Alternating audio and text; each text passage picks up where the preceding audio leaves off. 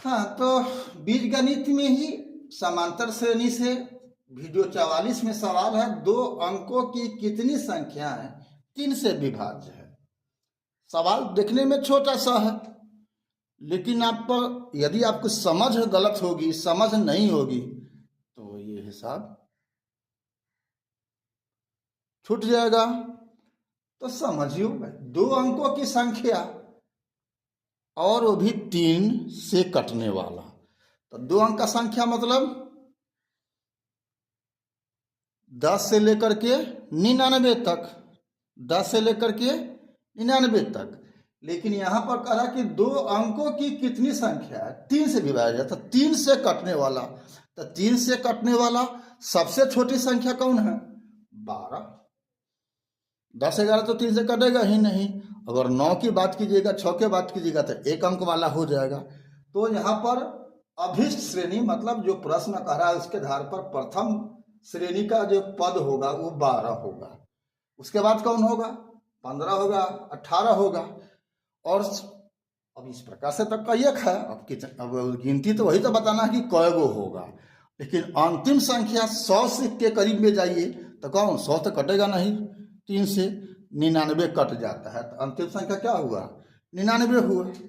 ठीक है, तो इसका मतलब क्या हुआ कि इसका प्रथम पद ए हो, ए कितना हुआ? 12। और इसको घटाइएगा तो क्या होगा? 3 होगा। 3 से कटने वाला तो 3 होगा अंतर।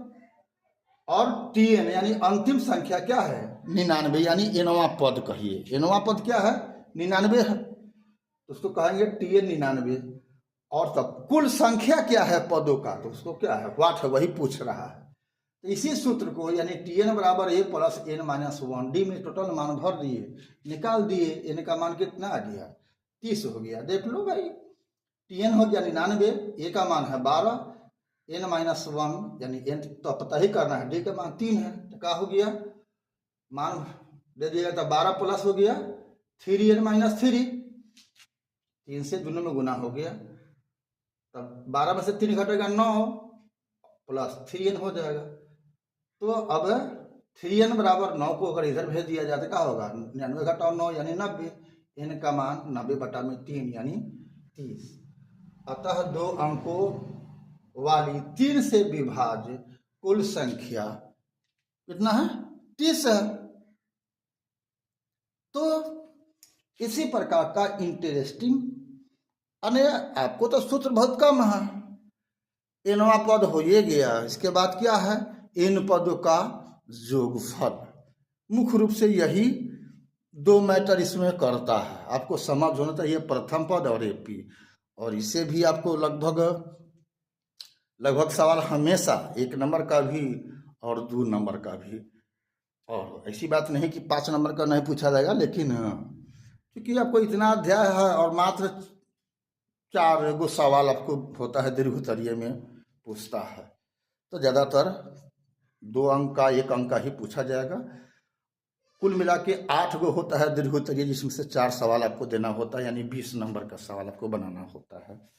खैर, लेकिन आपको अभ्यास तो रहना है सबका। कहाँ से पूछ देगा कोई गारंटी नहीं है, इसलिए तैयारी कीजिए पूर्ण रूप से आप लोग।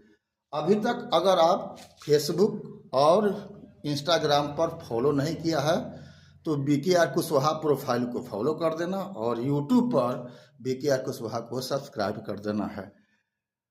लाइक शेयर कमेंट तो बनता ही बनता है। अगर कोई समस्या हो तो कमेंट में अपनी रखो।